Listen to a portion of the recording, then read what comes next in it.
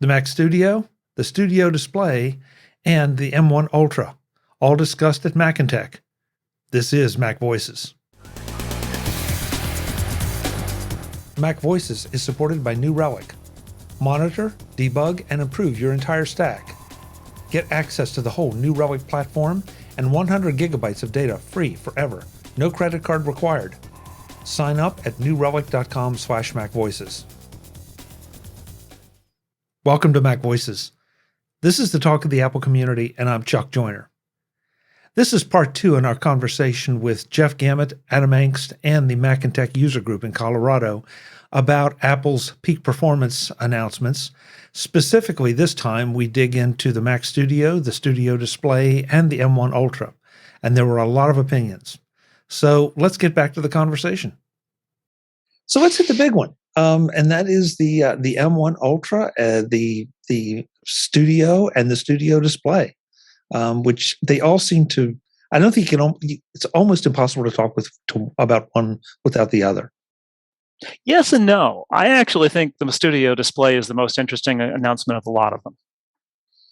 Okay. And the reason is that it breaks the paradigm of the Mac, buying calculus. That the 27-inch iMac for many people was the dominant product in a whole lot of like what you would buy when you were thinking about a Mac.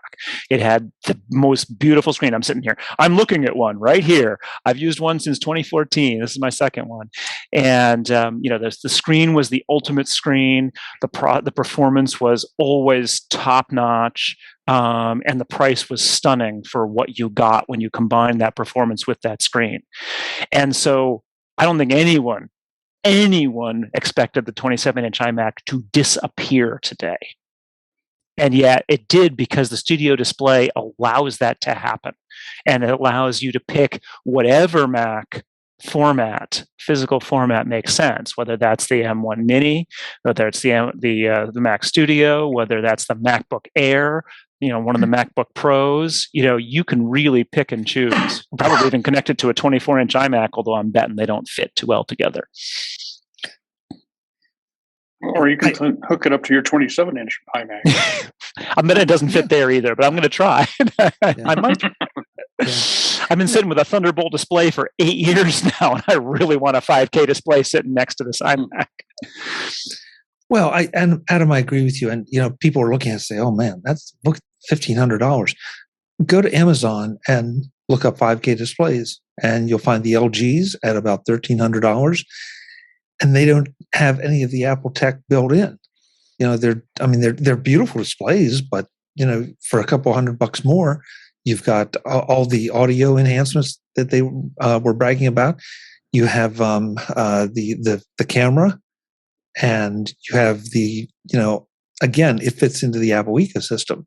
So I agree with you. I think it's interesting that they've gone back to breaking them apart. I don't know.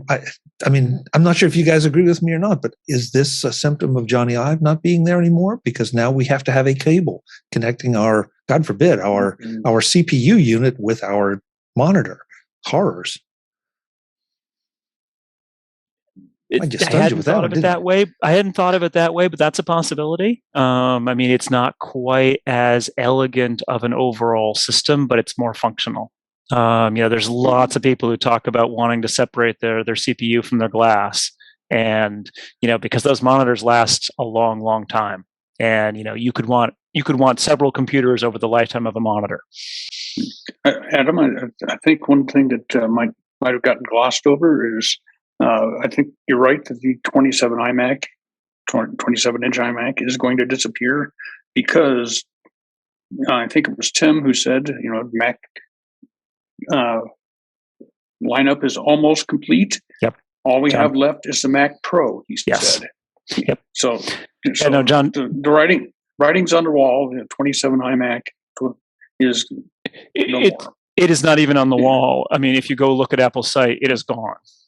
You cannot buy it anymore. So I'm sure there's some out there that you can still pick up while they clear stock, but it's no longer even on Apple's site.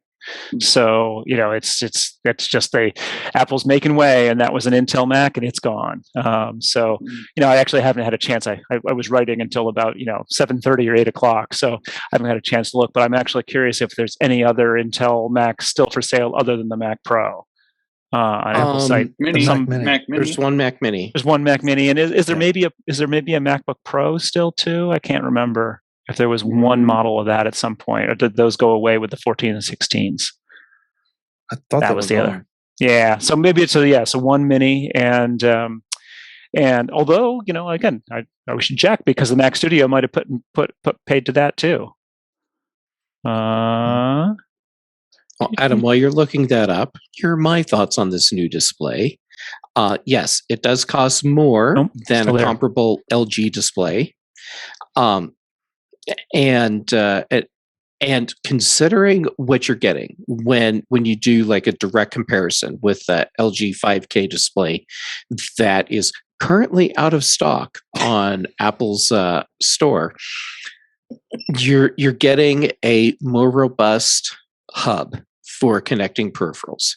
You're getting the spatial audio sound system built in, and you're getting the 12 megapixel camera. The one thing that I can't compare direct specs just looking at Apple's website is the refresh rate. So I don't know if the LG is 60 or 120 hertz. Apple's display is 60, which I found surprising. At this point in the game, at that price point, I would have expected 120. That Intel, that iMac still is, the Mac Mini, just to finish off, is still available in iMac size. So the Mac Mini is still available in Intel chips. It's been a long day.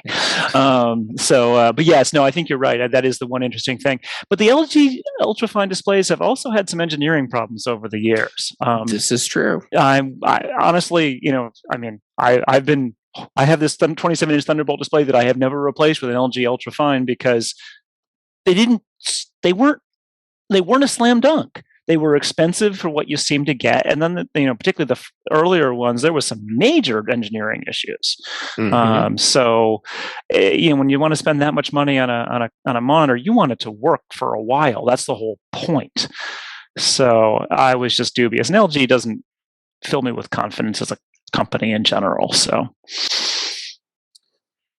And now that monitor can sit there for a long time and have different things hooked up to it. So you invest in the monitor and you've got it. And now all you have to do is upgrade your Mac Mini, upgrade your Mac Studio, upgrade your MacBook Air, MacBook Pro, whatever. You're still going to be able to use that same monitor. Yeah. And as I was saying before, because I'm used to two 27-inch screens, two of them, obviously, $3,200 by the time you add it up. But then you add in, a computer, and it ends up being the same as, when I was buying an iMac and a screen and a laptop. So, it doesn't change the pricing all that much as it might seem like it's going to. Good monitors cost money. It's as simple as that. And, no one, I don't know about you, but I've never seen a Pro Display XDR in the wild. I don't know anyone who can spend $6,000 on a monitor, but $1,500, $1,600. Yeah, I know people who will do that, including me. Sure. And if not, there's some very capable, in fact, I've got two of them behind me, some very nice 4K displays that don't break the bank.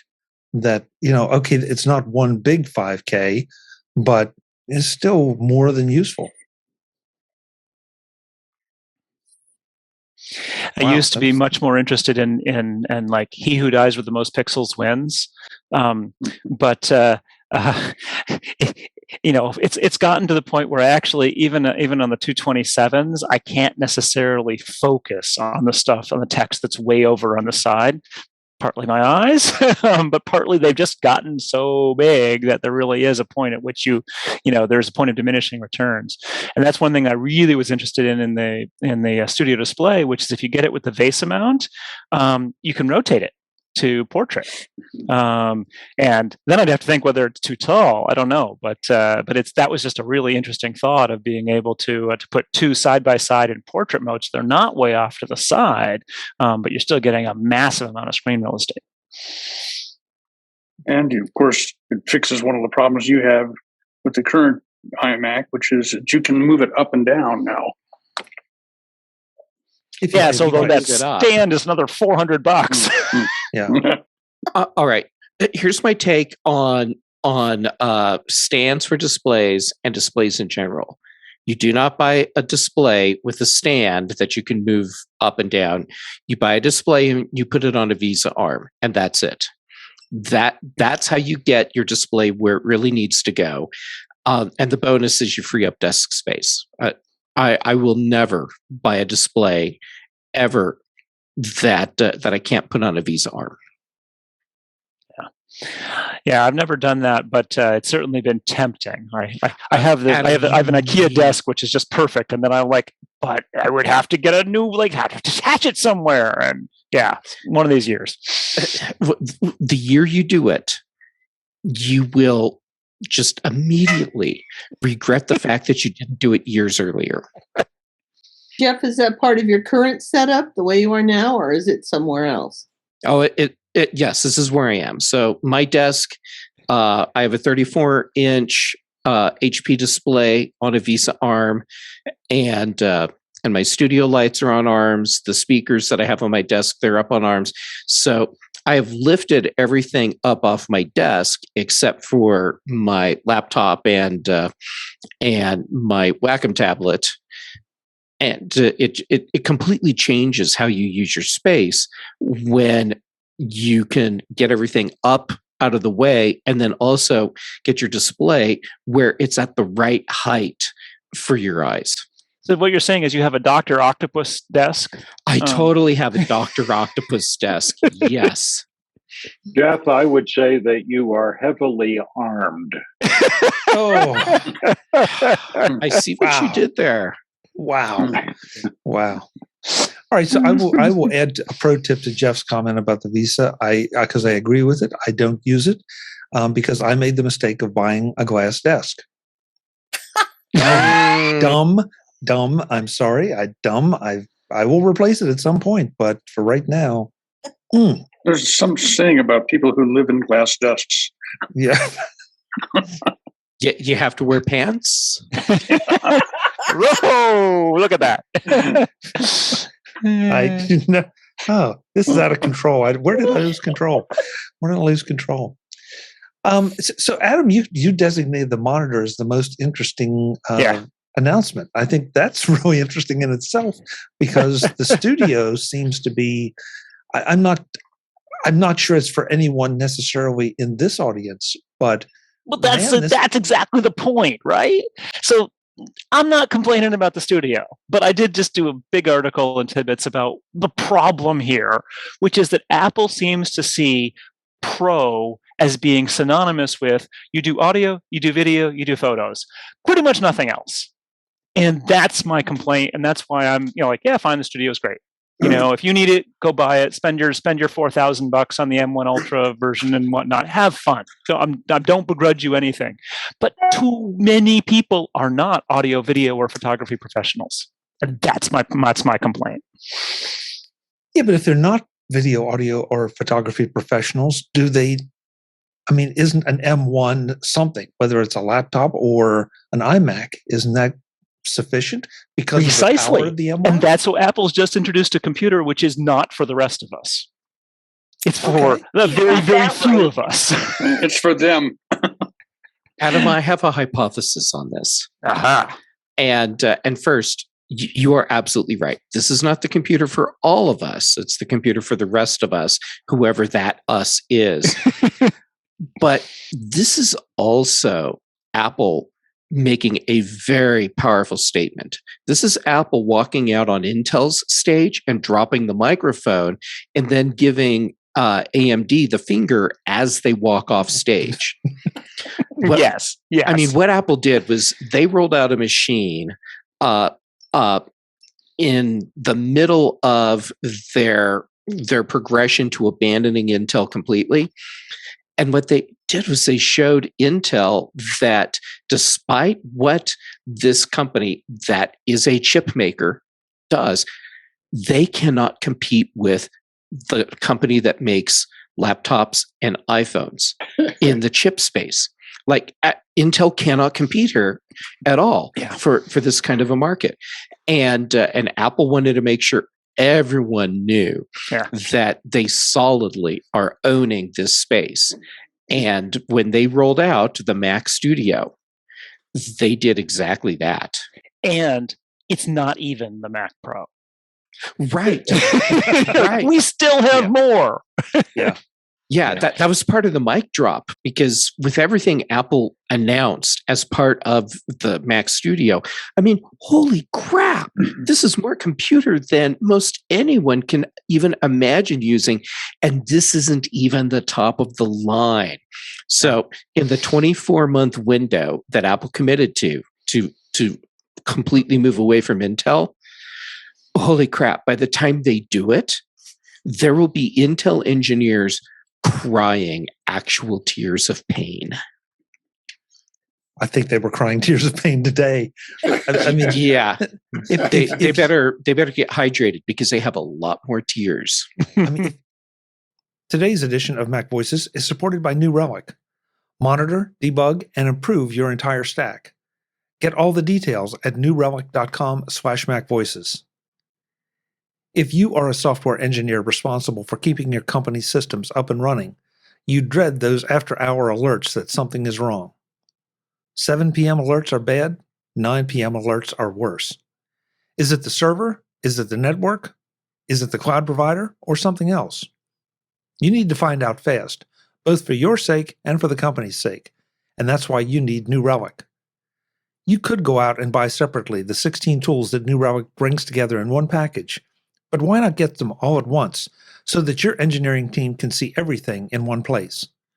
New Relic lets you pinpoint issues down to the line of code so that you know exactly why the problem happened and can move to get it resolved.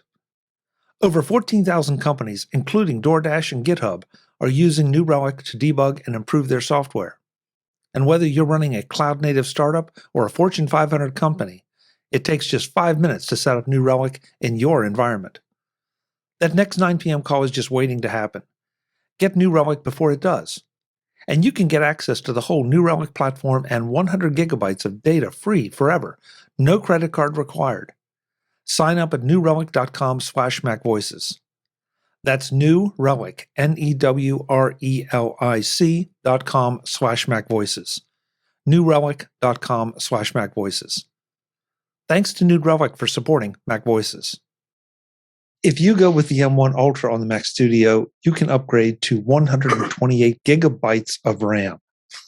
Of unified memory. Even more impressive. Yes, excuse me. You're correct. Yes. I mean, that's because I mean, and the reason why, just to clarify for folks, why unified memory is so much more interesting is that when you're sharing it with the CPU, between the CPU and the GPUs, it's much faster to work on data because it doesn't have to be transferred between chips. And so it's a stunning thing. I mean, that's why so many of the M1 Macs have been able to get by with, frankly, less memory than we would have thought back in the pre-Apple Silicon days, because it works on the data and moves out of memory. It's done. It doesn't need to keep stuff in memory all the time. Mm-hmm. The other one that got me, and I want to make sure I read this so I get it right. The Mac Studio with M1 Ultra can play back up to 18 streams of 8K ProRes video. 18 streams. I mean, that boggles the mind, and you can only imagine what filmmakers in Hollywood are thinking about. What that they could do with this machine, and even maxed out, it's not that crazy a price. For us, it is. But for them, it's not that crazy a price. Yeah, it is funny though, because you say that. I mean, this was part of my complaint when Apple was sort of going for this market is like 18 streams of 8K video. I have absolutely no idea what that means, and I don't care. Right? Like, I don't edit video ever. much less 18 streams simultaneously. So, like, that is a completely meaningless spec for anyone except for the person who is going to has already ordered a fleet of these, right? So, that person, great. No, go, have fun, go nuts. I'm really glad. But that's what I'm saying is that just is so out of range for so many people because of that. And isn't it? It's good, right?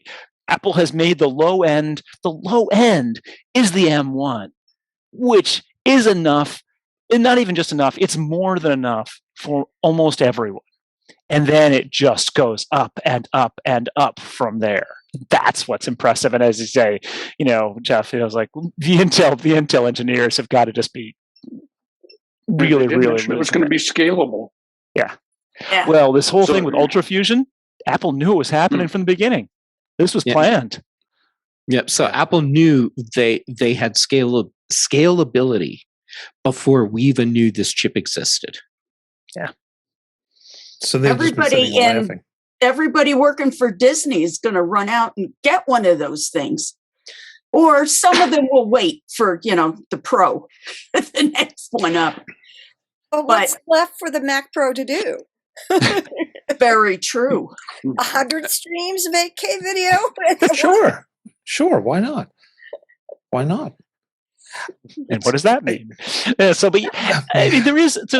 actually another. I can argue both sides of most issues. So there is one reason why this is also really important for all of the rest of us who are never going to edit 18 streams of 8K video, which is that when performance reaches a certain level, developers discover they can do stuff with it. And we don't know what that stuff's gonna be. But for instance, think about some of the stuff that goes on in your Mac in the background. Now, that's only possible because we have the level of performance we have now. 20 years ago, that was inconceivable. And even just the multitasking capabilities of modern day Macs, inconceivable 20, 30 years ago. And so, whether it's, some kind of spatial awareness where the Mac knows you're in front of it and is actually reacting to your movements in real time. That kind of thing couldn't even be conceived of unless you've got the power of the M1 Max, say, or then the M1 Max becomes the base level because, oh wow, if you want your Mac to be able to react to your gestures, you've got to have all that. So I don't know what that is, but that's the argument for why we need all this processor power for the future, that we're not going to be still editing 8K video or whatever's after 8K video. I have no idea. How about scientific research? Yeah, that's tough. Think Stephen Hawking, what he could have done with all this power. So that's a tough one. And the reason is, so for instance, my son is a PhD student at Simon Fraser University in Vancouver working on computer vision. He can't use a Mac. It's not possible. No machine learning work is ever done on Macs. And the reason is because all of the tools and all of the code assume something called CUDA, C-U-D-A, and NVIDIA hardware. And so it doesn't matter how good Apple is. They're irrelevant to academic work in machine learning. And so that's one of those situations where, like, I'm sure there's plenty of scientific fields where people write their own code and they're perfectly happy to do it. But boy, you get into a field where you need certain things that's been built up over a generation of research and code and tools, and you're just left out in the cold. So, I said, Apple's neural engine's all fine and nice, and my son is just drooling over the possibilities, but he can't use it at all, ever. Tell him he has to start figuring out the coding. The problem is, it really is it is like a foundational problem. Like all their tools require CUDA and assume NVIDIA GPUs. Right.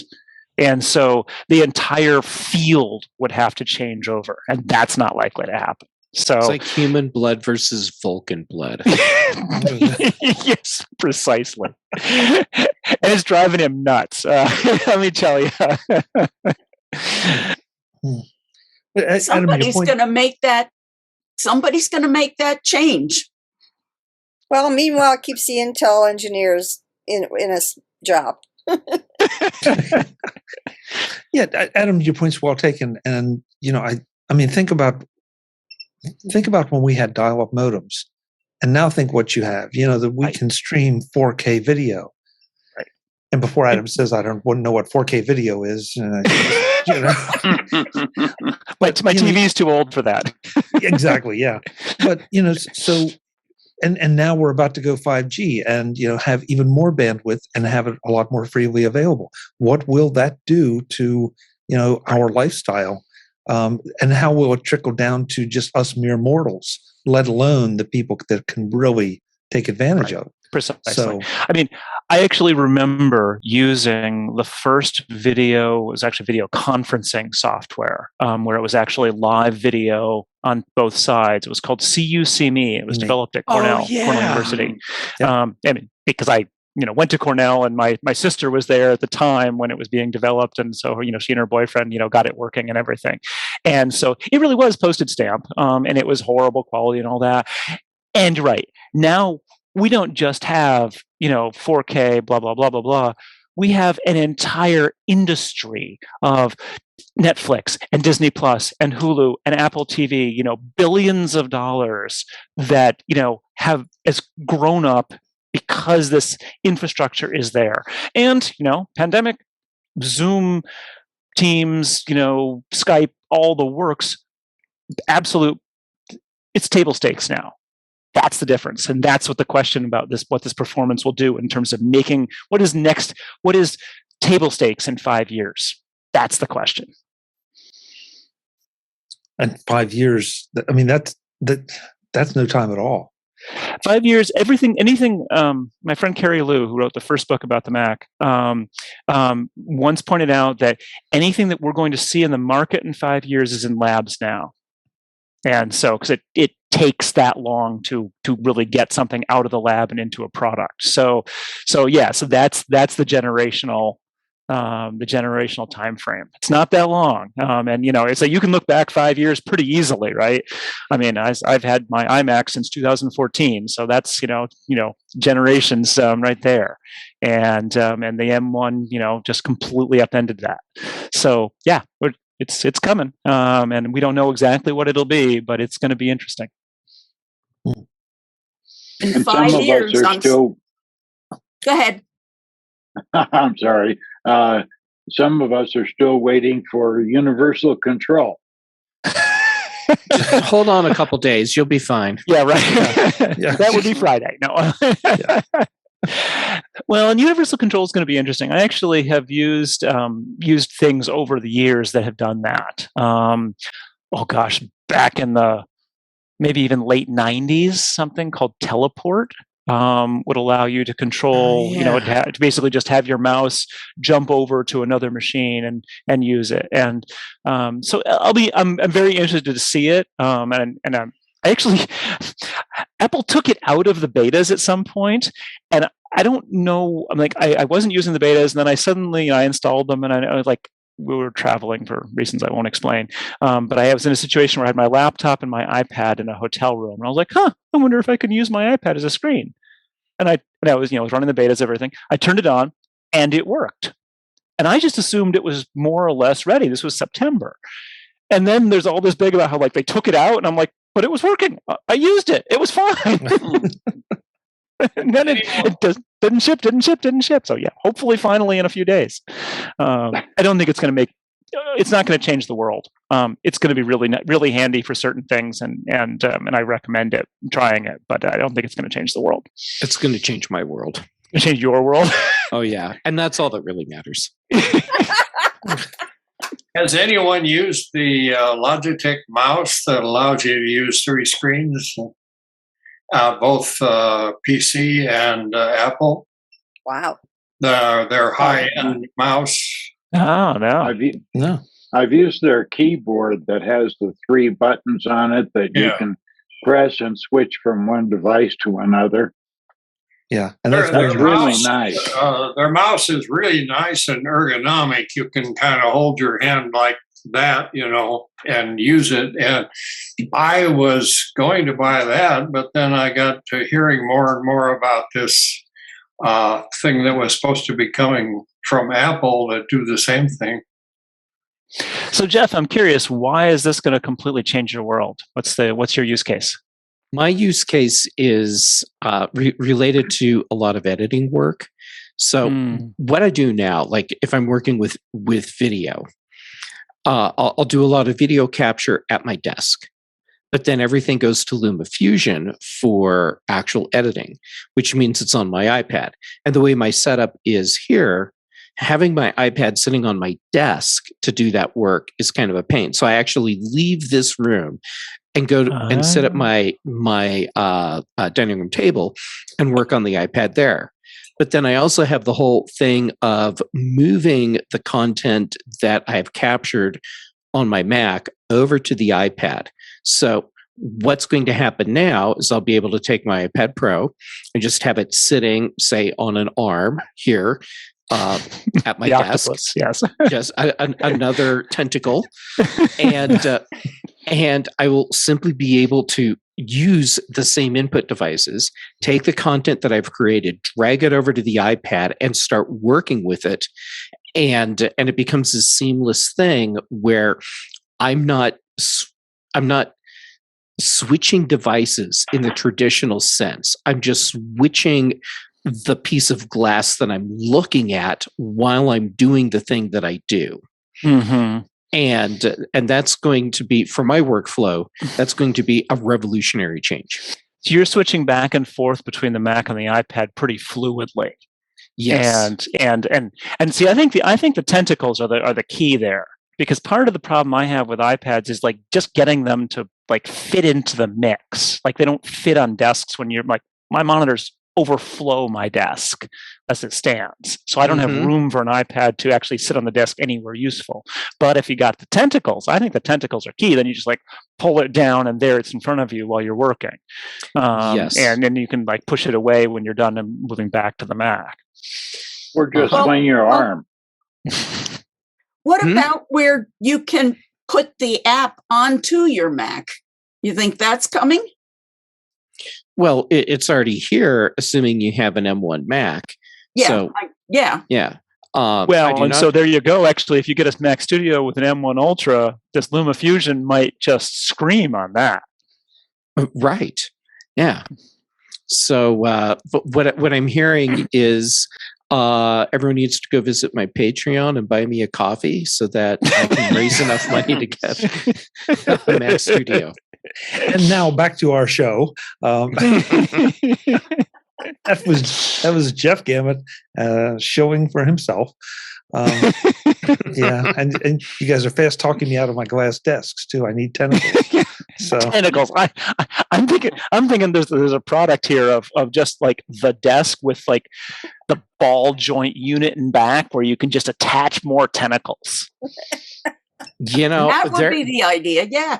Yeah. There are Visa arms where they're modular like that, so you can put like multiple arms coming off. So you can essentially create a system where everything is reaching out as if it's going to hug you, and you have your display and all these other things kind of coming out and around, and it sounds a little bit creepy, but at the same time, I think it sounds kind of cool. And I think we have to call it, and we have to call it Desker Octopus. Yes. No. It's the Gamet Gambit. It's the Gamet Jungle Gym. The Jeff hug. We wrap up our conversation with Jeff, Adam, and MacinTech as we touch on some of the smaller announcements at Apple's Peak Performance event, including the baseball, Apple TV Plus, and a number of the other things. We also learn a little more about MacinTech in the next edition. I'm Chuck Joyner. This is MacVoices. I hope you'll join us then. Thanks for watching. Visit MacVoices.com for show notes and to connect with Chuck on social media. Get involved in our Facebook group or like our Facebook page, and get more out of your Apple tech with MacVoices Magazine, free on Flipboard and on the web. And if you find value in it all, consider supporting us through either our Patreon campaign at patreon.com/MacVoices or by making a one-time donation via the PayPal link on our front page and in the show notes of each episode. You will join these fine people who help bring you Mac Voices.